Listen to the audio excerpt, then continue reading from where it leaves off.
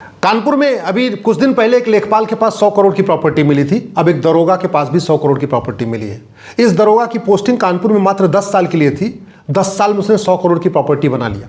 10 साल में 100 करोड़ का मतलब प्रतिवर्ष उसने लगभग 10 करोड़ की प्रॉपर्टी इकट्ठा किया।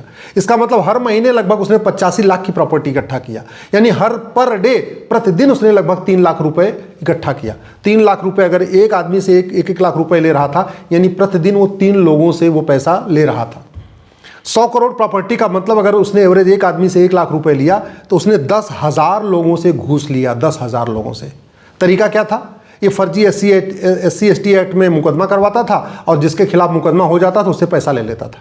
फर्जी बलात्कार का केस करवाता था और फिर जाके पैसा लेके सुलह करवाता था। फर्जी छेड़छाड़ का केस करवाता था, फिर सुलह करवाता था। जो वहाँ के भूमाफिया हैं कानपुर के, वो जब जमीन पे कब्जा करते थे, बीच में बिचौलिया का काम करता था, उनसे पैसा लेता था। जो वहाँ कानपुर के सूदखोर हैं उनको पकड़ता था, उनसे वसूली करता था। वहाँ के जो ड्रग स्मगलिंग का काम करते हैं कानपुर वाले, उनसे पैसा ले रहा था। जितने भी वहाँ पे अवैध काम करने वाले हैं, चाहे अवैध कबाड़ का काम करने वाले हैं या मिलावटखोरी करने वाले हैं या चीटिंग फ्रॉड फोर्जरी करने वाले हैं, हथियारों का काम करने वाले, सबके सबसे ये पकड़ता था, पैसा लेता था, छोड़ता था, पकड़ता था, पैसा लेता था, छोड़ता था। पूरा का पूरा इसने अपनी वर्दी का दुरुपयोग किया। सवाल ये है, वर्तमान कानून के अंतर्गत क्या इस गद्दार को फांसी होगी? क्या इस हरामखोर को आजीवन कारावास होगा? क्या इस मक्कार की 100% प्रॉपर्टी जब्त होगी? क्या इस नमक हराम को आजीवन कारावास देने के साथ साथ इसकी इसकी सारी प्रॉपर्टी इकट्ठा होगी? क्या नहीं होगी? क्यों? क्योंकि हमारा कानून घटिया है। सच्चाई तो यह है कि भारतीय न्याय संहिता में तो कोई एक चैप्टर नहीं है, करप्शन के ऊपर कोई चैप्टर ही नहीं है। और ये जो प्रिवेंशन ऑफ करप्शन एक्ट है भी, ये महा घटिया है, महा सड़ा हुआ है। अगर ये दरोगा जिसने 10 साल में 100 करोड़ रुपए कमाया है, चीन में होता, इसको 6 महीने के अंदर फांसी हो जाती, इसकी प्रॉपर्टी जब्त हो जाती, इसकी नागरिकता खत्म हो जाती। भारत में ऐसा कुछ नहीं होने वाला। ऐसे लोगों को साहस क्यों मिलता? क्योंकि उन्होंने देख लिया 70,000 करोड़ के कॉमनवेल्थ घोटाले में तो कुछ हुआ नहीं, 1,76,000 करोड़ के 2G घोटाले में कुछ नहीं हुआ, 1,86,000 करोड़ के कोयला घोटाले में कुछ नहीं हुआ, तो हम भी 100 करोड़ रुपए कमा लेते हैं, क्या फर्क पड़ता है? सहारा को कुछ नहीं हुआ, माल्या को कुछ नहीं हुआ, चौकसी को कुछ नहीं हुआ। ऐसे बड़े बड़े जो फ्रॉड थे, जो चीटर थे, जब उनको कुछ नहीं हुआ, इसको क्या होगा? अब आप खुद सोचिए, इसने 10,000 लोगों से पैसा लिया है तो स्वाभाविक सी बात है, कुछ तो जो ठीक लोग होंगे उनसे भी पैसा लिया, बाकी इसने अपराधियों से पैसा लिया। अपराधियों से अगर कोई पैसा लेगा दरोगा तो अपराधी अपराध छोड़ेगा नहीं, तो और अपराध करेगा। अपराध को बढ़ाने में ऐसे ही गद्दार, मक्कार, देशद्रोहियों का हाथ होता है। दुर्भाग्यवश भ्रष्टाचार को हमने आज तक न तो राष्ट्र की सुरक्षा के लिए खतरा घोषित किया, न तो भ्रष्टाचार को हम अपने देश की एकता अखंडता के लिए खतरा घोषित किया, न भ्रष्टाचार को हमने आज तक ऑर्गेनाइज क्राइम डिक्लेयर किया, न भ्रष्टाचार को हमने एक्ट ऑफ टेररिज्म डिक्लेयर किया, न भ्रष्टाचार को हमने संप्रभुता के लिए खतरा घोषित किया। हमारे पास कानून है, नेशनल सिक्योरिटी एक्ट है, वो भ्रष्टाचारियों पे लगता ही नहीं। हमारे पास UAPA है, भ्रष्टाचारियों पे लगता नहीं। ऑर्गेनाइज क्राइम के लिए BNS में सेक्शन 111 है, वो करप्शन करने वालों पे लगता ही नहीं। भ्रष्टाचार, ये जो भ्रष्टाचार है एक तरीके से इससे आतंकवाद बढ़ता है, आतंकवादियों के लोग मदद करते हैं, लेकिन भ्रष्टाचारियों के ऊपर आतंकवाद की धारा ही नहीं लगती। हमारे पास वेजिंग वॉर की धारा 147 है, भ्रष्टाचारियों पे लगती नहीं। हमारे पास एकता अखंडता से जो खतरा है उससे निपटने के लिए 152 है, भ्रष्टाचारियों पे लगता नहीं। और जब लगता नहीं है तो एज इट इज़ भ्रष्टाचार चलता है। कड़वी सच्चाई ये है कि जमीनी स्तर पर रत्ती भर भ्रष्टाचार कम नहीं हुआ है, बल्कि भ्रष्टाचार बढ़ा है। चाहे वो लेखपाल हो, चाहे पटवारी हो, चाहे कानूनगो हो, चाहे चकबंदी अधिकारी हो, जितना पहले ले रहे थे उससे ज़्यादा लेते हैं।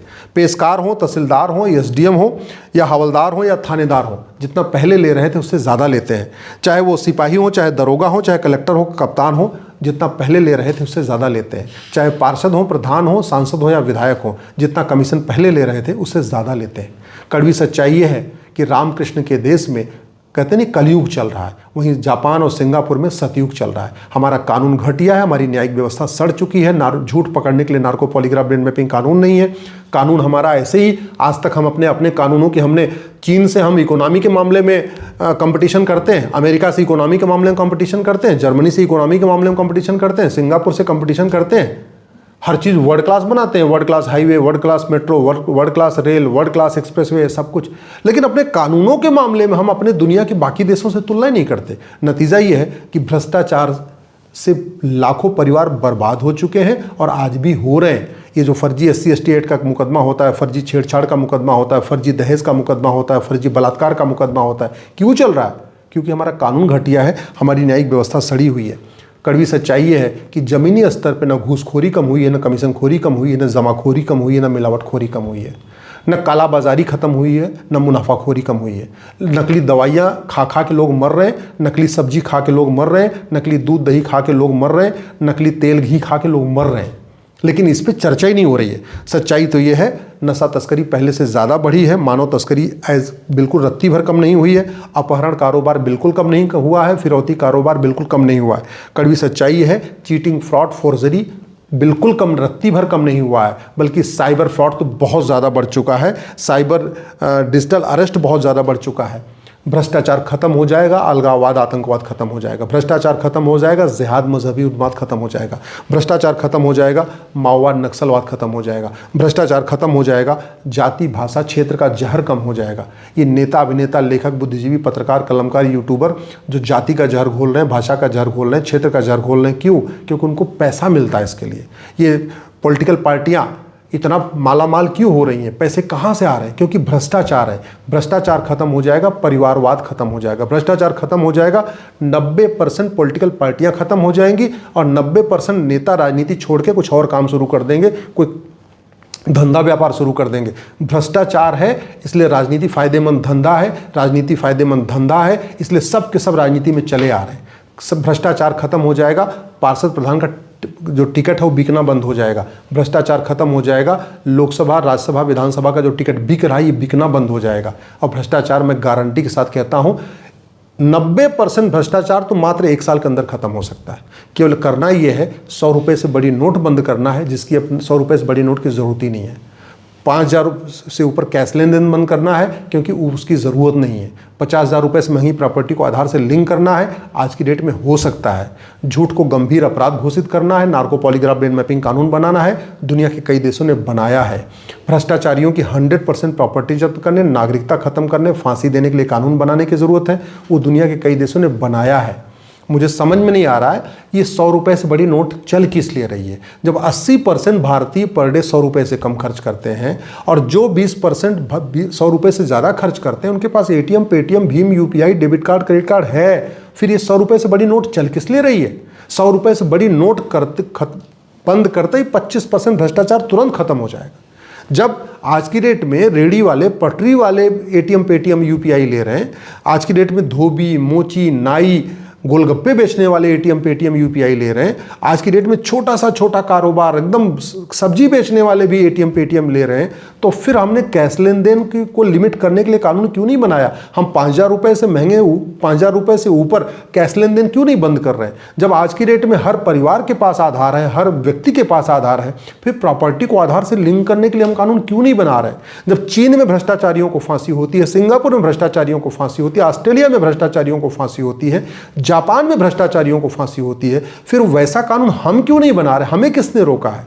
हमें 100% भ्रष्टाचारियों की 100% प्रॉपर्टी जब्त करने, नागरिकता खत्म करने, फांसी देने से किसने रोका हुआ है? ये जो घटिया बेनामी प्रॉपर्टी एक्ट है इसको बदलने से किसने रोका हुआ है? ये जो घटिया मनी लॉन्ड्रिंग एक्ट है इसको बदलने से किसने रोका हुआ है? ये घटिया जो ब्लैक मनी एक्ट है इसको बदलने से किसने रोका हुआ है? ये घटिया जो सिटीजनशिप एक्ट है इसको बदलने से किसने रोका है? ये घटिया जो पुलिस एक्ट है 1861 वाला, इसको बदलने से किसने रोका हुआ है?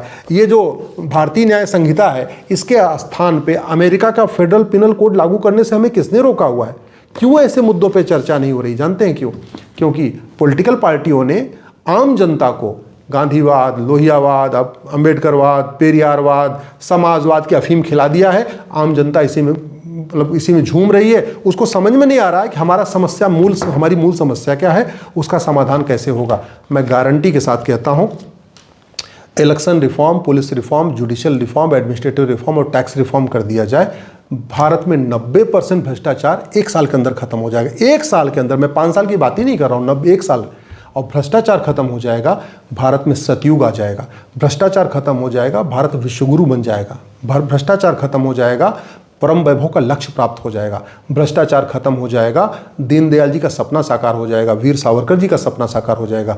भ्रष्टाचार खत्म हो जाए, गांधी जी, लोहिया जी और अंबेडकर जी का सपना साकार हो जाएगा, सरदार पटेल का सपना साकार हो जाएगा। लेकिन भ्रष्टाचार तभी खत्म होगा जब मैंने पहले ही बताया 100 रुपये से बड़ी नोट बंद होगी, 5,000 रुपये से महंगे सामान का कैश लेन देन बंद होगा, 50,000 रुपये से ऊपर आधार अनिवार्य होगा और भ्रष्टाचारियों की 100% प्रॉपर्टी जब्त करने, नागरिकता खत्म करने और साल भर के अंदर फांसी देने के लिए कानून बनेगा। इसके अलावा कितनी बातें कर ले, कितना विचार विमर्श कर ले, कितना चिंतन मंथन कर ले, कितना सेमिनार कॉन्फ्रेंस कर ले, रत्ती भर भ्रष्टाचार खत्म नहीं होगा जब तक कि नियम कानून नहीं बदला जाएगा।